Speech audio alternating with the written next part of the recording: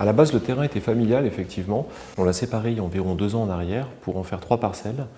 Une pour ma sœur, une pour mon père et une pour nous deux. On a joué un petit peu l'aspect pratique du fait d'avoir un terrain familial dans la région. On est originaire du coin, donc pour nous c'était important aussi d'habiter ici. Et dès le départ, l'idée a été de faire du mitoyen. Mon père ensuite s'est greffé au projet pour construire son habitation, mais pour nous ça a été dès le départ un souhait.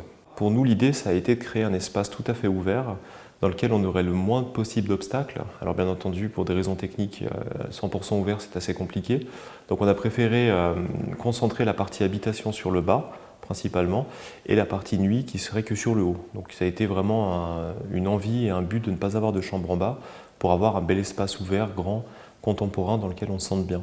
J'ai eu plusieurs personnes dans mon entourage qui connaissaient un petit peu Maisons d'Enfance, donc c'est vrai qu'on a été un peu naturellement vers eux.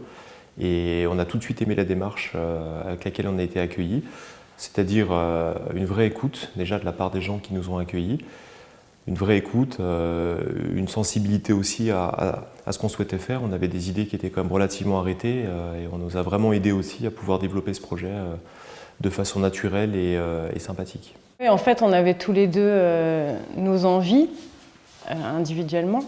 Donc c'est vrai qu'il y avait des priorités, monsieur pour la cuisine, moi pour le dressing. Donc forcément, on avait des idées bien arrêtées chacun là-dessus.